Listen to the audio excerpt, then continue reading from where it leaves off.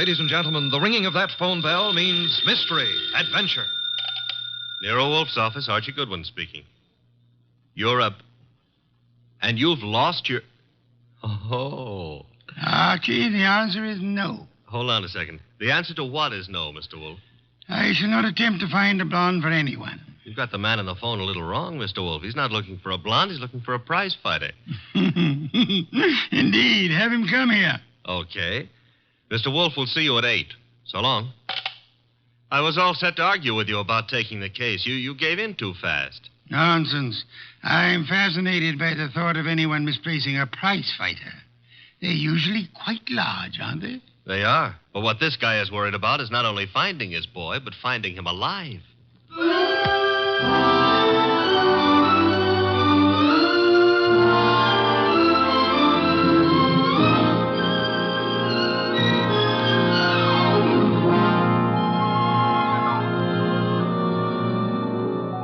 Ladies and gentlemen, it's the bulkiest, balkiest, smartest, and most unpredictable detective in the world. That chair-born genius, Nero Wolfe. Created by Rex Stout and brought to you in a new series of adventures over this NBC network in the person of Mr. Sidney Greenstreet.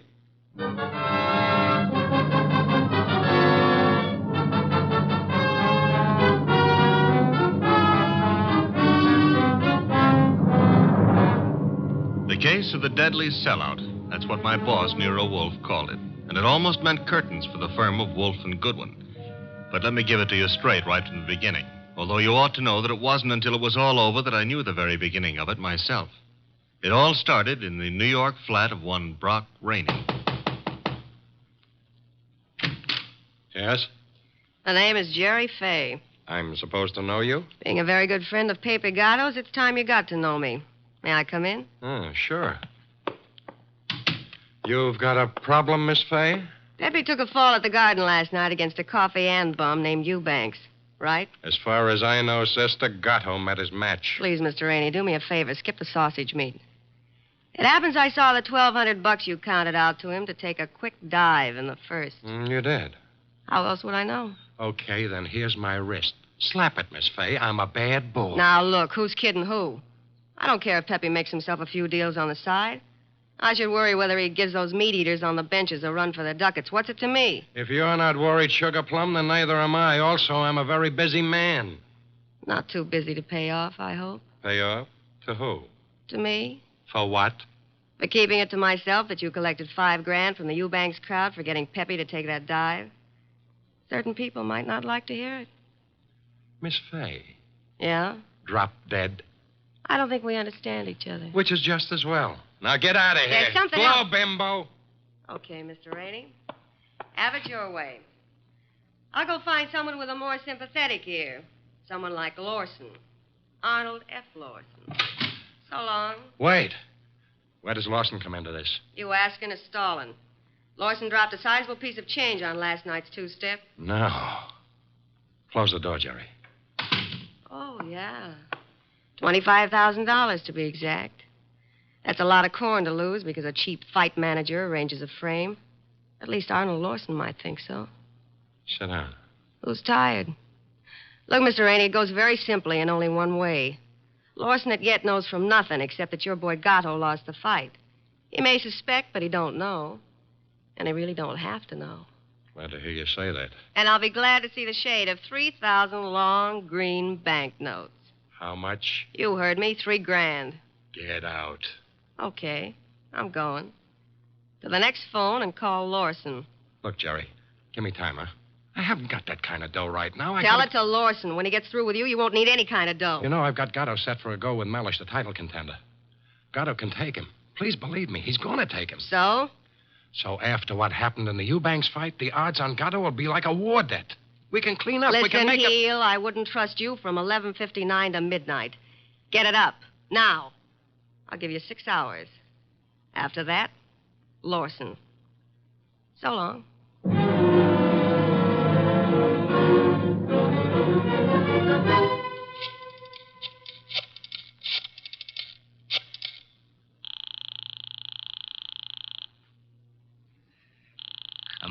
Come on. Hello? Hello, Rainey, this is Gatto. Hiya, Pepe. Look, the boys dropped in on me at the office at Mindy's. Lawson wants to see me. What? Lost? Look, Bum, I'm the one with the cauliflower ears. You heard me, and what do I do? Nothing. But... Don't but go near him. Stay home. Let me take care of it. How? What do you do? I don't know yet, Pepe, but I'll find a way. How did he find out? Your girlfriend. What? She wouldn't do that. She hates the guy. Hate him or love him, she told him. I can't believe it. I suggest you call our little doll Jerry and give her your regards for the double cross. Meanwhile, stay put in your apartment. Don't move. But, Rainey... Hello?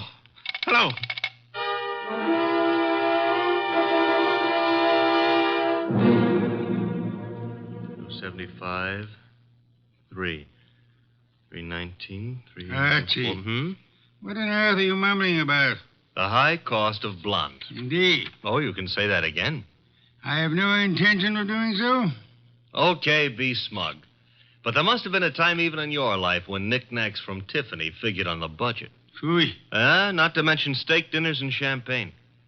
Or what did you feed your girls? Peppermint lozenges? Nonsense. Nonsense. They preferred lime. Oh, I'm dying, and he laughs. Mr. Wolfe? Yes? I have decided that you are giving me a raise. Archie, this is not a period in which unilateral decisions are wise. So I'll be a dope and get a raise, huh? As for your future mental attainments, you may be right. As for a raise... You want to drive me to gambling? Like betting on fights or going...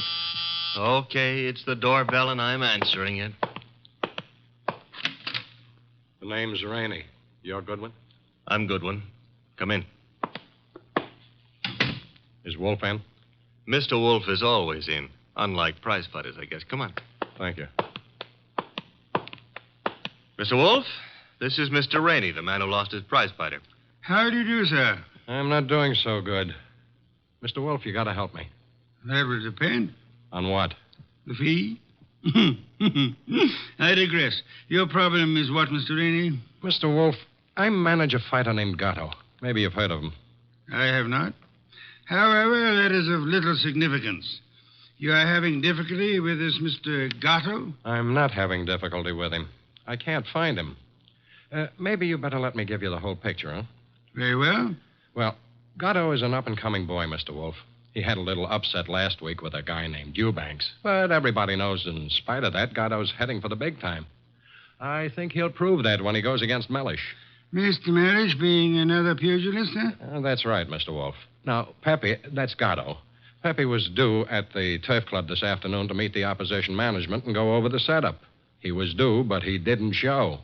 I waited all afternoon, and then I started the phone calls and taxis. The results? No results. I combed every joint I ever knew him to buy a beer in, and the score was 0. Matter of fact, nobody's even seen him for 4 days. You would have tried the gymnasiums, naturally? I did. Does this pugilist have a home? Yeah, 206A Rathburn Street, a penthouse on the roof. He was not at home during all this time? It's where I tried first. It was empty as a bank on Saturday afternoon. I see. And you want me to find him for you? If Pepe blows this fight, Mr. Wolfe, it'll ruin his career. And the preservation of his career is worth a good deal to you? I got a check for $2,000 right here. Archie? I'll get it. $2,000. Very well, Mr. Rainey. I shall take immediate steps. I got a cab waiting outside. We can get started right away. We? Phew. I shall remain here. But how do you expect to... Archie. Yes, Mr. Wolfe. You will leave with Mr. Rainey. I need information. You might try the Rathburn Street penthouse to start with. But I've already been there. With all due apologies, Mr. Rainey, suppose you restrict your activities to pugilists. Archie is a trained observer. You are not. Archie, you will pick up whatever you can at Gatto's apartment. I especially suggest a careful check on his wardrobe. Wardrobe? If his clothes are missing, Mr. Rainey, it would indicate that he left voluntarily and deliberately, for whatever reasons he may have had. If they are not, Archie, you will phone me from the apartment after your investigation is over. Okay. I shall, in the meantime, devote some thought to the subject. Huh? For $2,000, all you're going to do is devote some thought? Mr. Rainey, if I were not a modest man, I would point out to you that you're getting quite a bargain.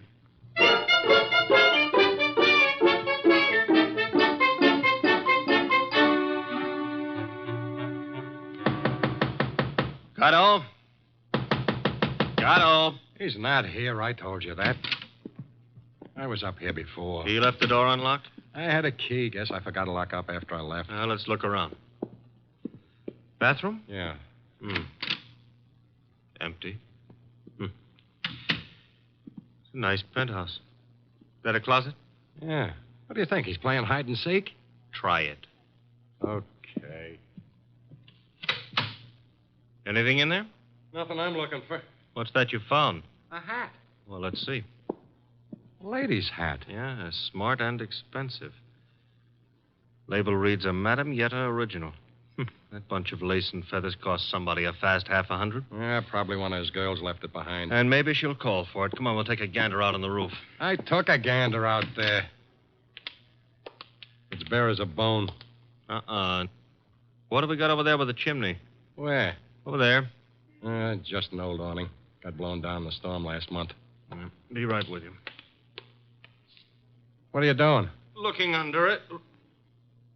Oh, brother. You found him? Yeah, we found him, chum. A little late. 2 holes in his dorsal development and dead as a clay pigeon. Yeah. Well, what have you got to say? Well, now at least the bookies will cancel all bets. We both save our dough. Yeah. I got a phone, Mr. Wolfe.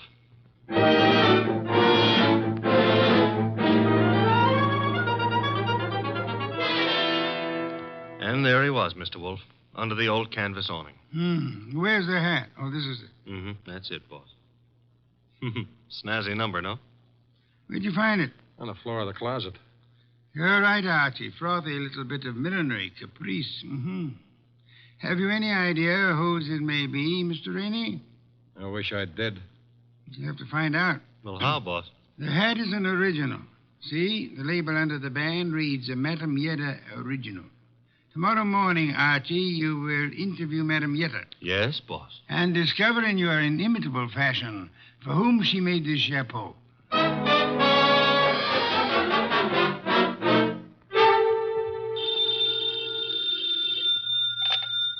Hello? Archie again, Mr. Wolfe.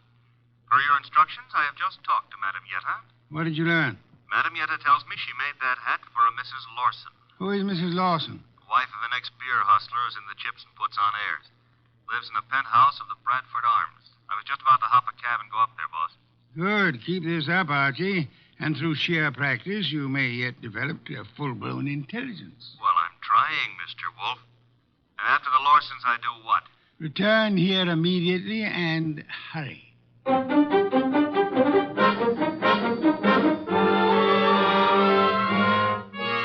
do you do, Mr. Lawson? Oh, Mr. Goodwin.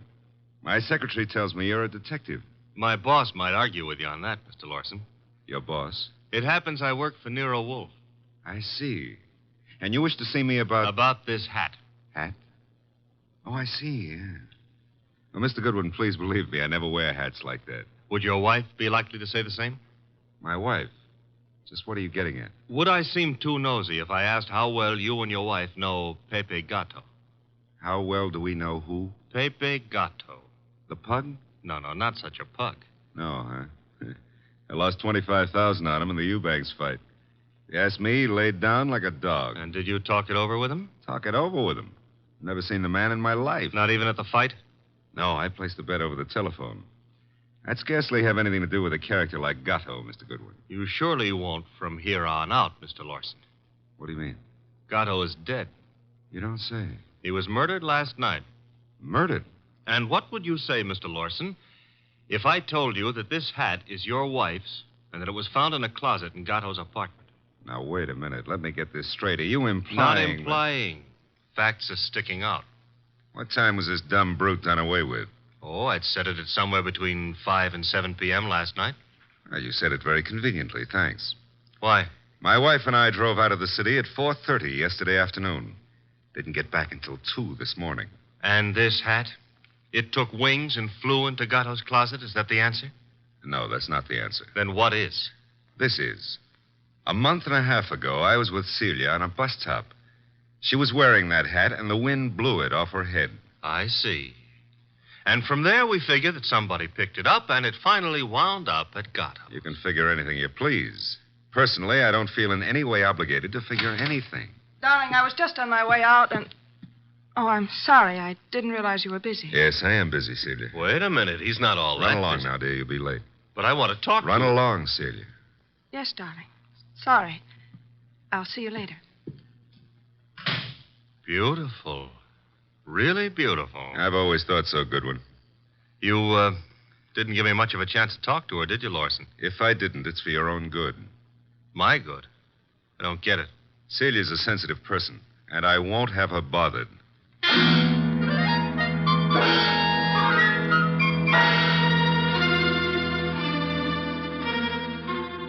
And do you mean to tell me you let him scare you? Let him scare me. Say, will you stop being so fearless with my life? The guy said don't bother my wife, so I didn't bother his wife. It was that simple. Apparently his wife was not blonde. Answer the phone, Archie. No, you answer it. Now you've hurt my feelings. Oh, well. Hello? I want to speak to Mr. Nero Wolfe. Mr. Wolfe speaking. Oh? Is it true that you're interested in the Gatto murder? Who are you, and how do you know he's been murdered? The second question is none of your business. And as for the first, call me Jerry. Jerry. How do you do, Jerry? Jerry. Where do you call? Would you like to come to an auction? An auction? You know, going, gone, to the highest bidder. And what are you placing on the auction block, Miss Jerry? A few facts. All in good condition and guaranteed to make it a cinch to snag the Gatto killer. Sounds promising. Only you'll have to bid against real money. May I have the address of the auction room? You'll have no trouble finding it. Your assistant was there last night. Where? The penthouse on top of 206A Rathburn Street. The big item goes on at 4 bells.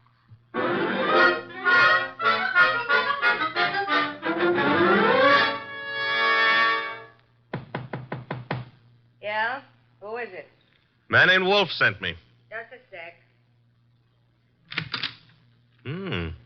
You're Jerry, huh? I was expecting the man named Wolfe. Unfortunately for me, honey, when he's expected, I usually show up. Come on in. You?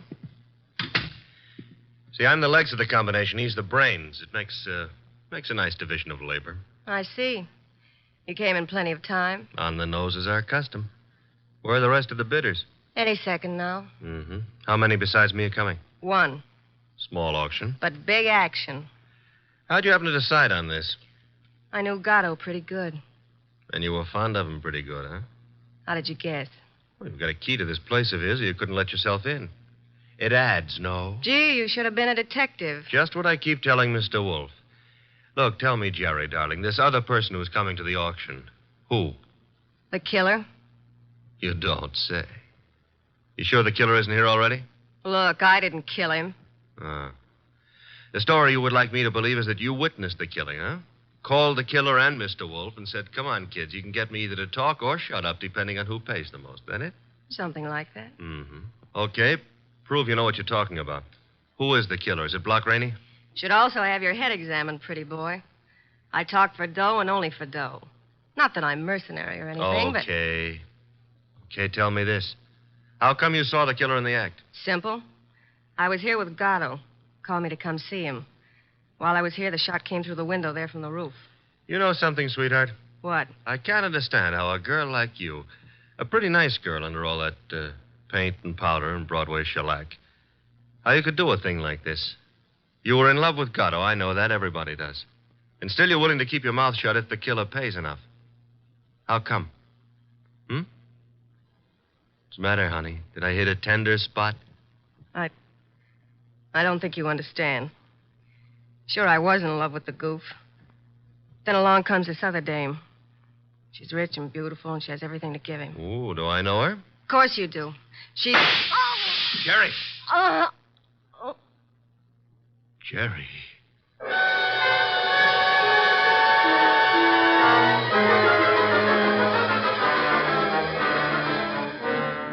She was just about to tell me, and then the shot came through the window from the roof, boss. It's a flat roof outside. You didn't, I suppose, see the murderer? No. I caught Jerry in my arms. By the time I laid her down on the couch and got out on the roof, the killer was gone. Get right over here and bring our client with you, if you can find him. Rainey? That's right. He has a right to be in on the kill. Okay, boss. But keep away from that beer till I get there. Don't be impertinent. I shall be busy phoning Mr. and Mrs. Lawson. Meanwhile, I want them here, too. Besides, one bottle won't do any harm.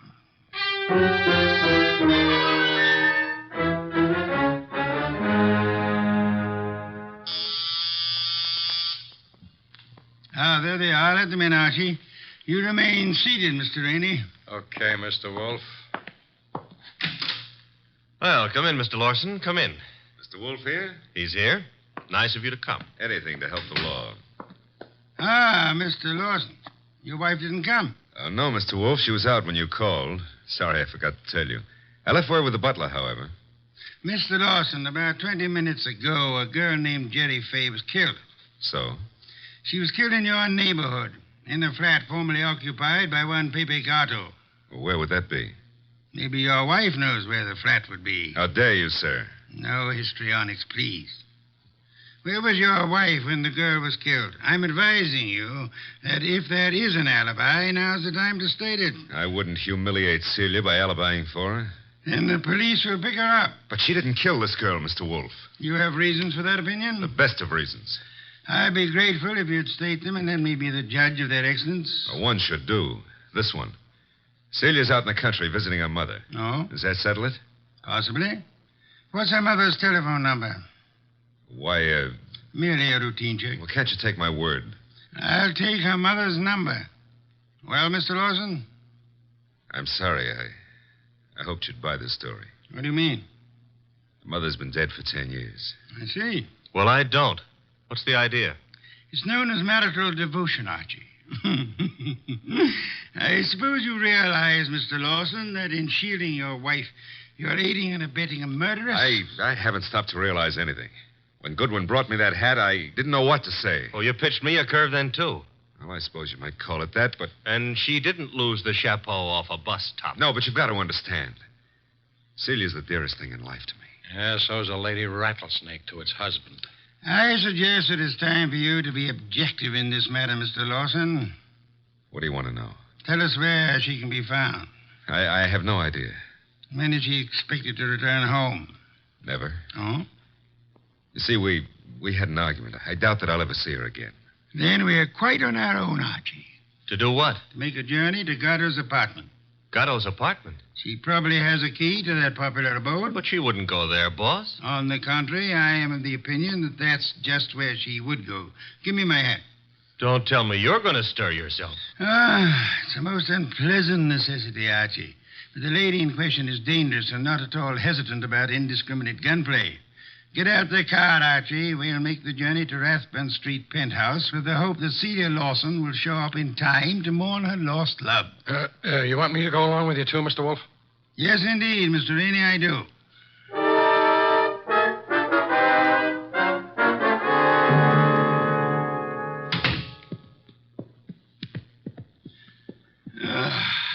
I trust this chair will hold me. Should. Biggest chair in the house. Mr. Wolfe. Yes, Mr. Rainey? Mr. Wolfe, am I to understand that the way you have it figured is that Mrs. Lawson killed Gatto, and then to keep the girl from pinning the crime on her, she killed her, too? What's the matter, Mr. Rainey? Don't you think the theory holds water? Well, yes. I mean, of course it does. Thank you.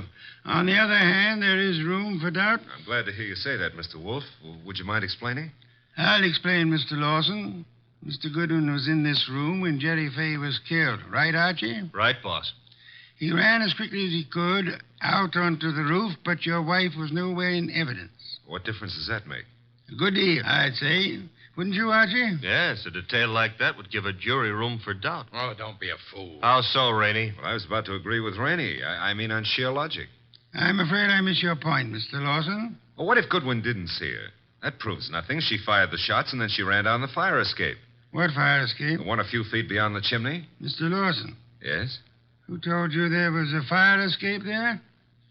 Why, Yeah, who did? You can't see it from here, Lawson. well, I just imagined there might be. Sensationally accurate imagination, Mr. Lawson. Allow me to congratulate you. I don't know what you have in mind. You have in mind to see your wife convicted of the murder of Pepe Gato, and so punish them both for having dared to fall in love. I love Celia. I worship her. Yes, that's what you expected me to believe, hoping, meanwhile, that a hat would convict her. You worshipped her until she became fascinated by a young savage animal known as Pepe Gato. No. At that point, the worship shifted into reverse, and you went green with hate. Hate that drove you to climb that fire escape that you know so much about and shoot him in the back. You're dreaming. Jerry Fay saw you in the act, and when she was about to divulge your identity to Archie, you killed her too, meaning to hang her murder on your wife along with the other killing. That's a lie. Mr. Lawson, I didn't bring you here to apprehend your wife. There's really no reason why she should come here. I suggested this visit in the belief that you'd betray some guilty knowledge of the place and circumstances, as you have so obligingly just done. You're clever, aren't you? Monumentally. But a little hasty.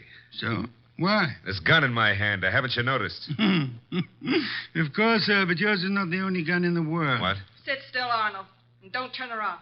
Your wife, Mr. Lawson. Come in, my dear. Celia, what are you doing here? I came to get a hat that I'd left in Pepe's closet. It suddenly was clear to me what was in the wind, and I thought I'd better remove all evidence that you could possibly use against me. Celia, listen, you must understand I it's for you. understand one thing only. Pepe's gone, and you took him away. Listen, please, if you let me explain, you'll understand. Yeah? Please, honey, help me. Sure, I'll help you.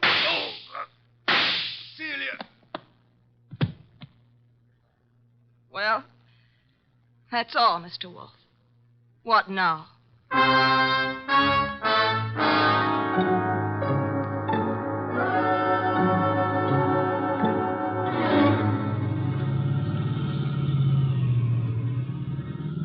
Archie, why is it when you drive it always gets so crowded outside?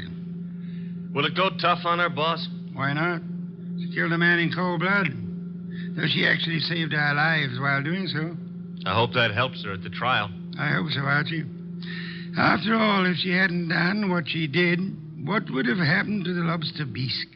What lobster bisque? The lobster bisque that Fritz is making for dinner. Hurry, Archie. It really can't be appreciated unless it's eaten hot.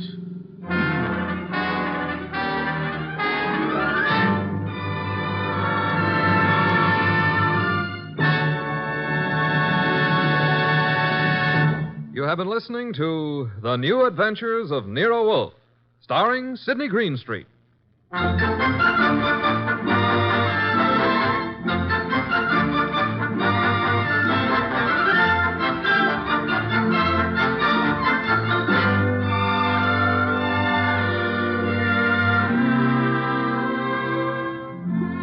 Tonight's transcribed story was based on the characters created by Rex Stout. This is an Edwin Fadiman program, produced and directed by J. Donald Wilson. In the cast were Larry Dobkin as Archie Goodwin, and Ann Diamond, Charlotte Lawrence, Gerald Moore, Don Diamond, and Eddie Fields.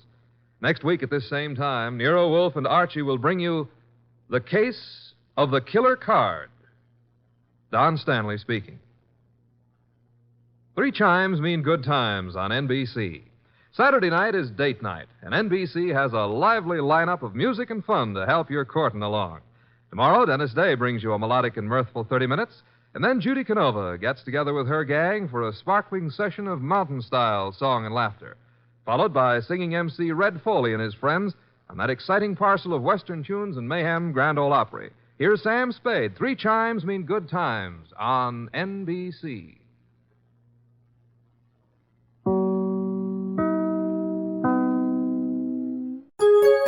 VintageRadioshows.com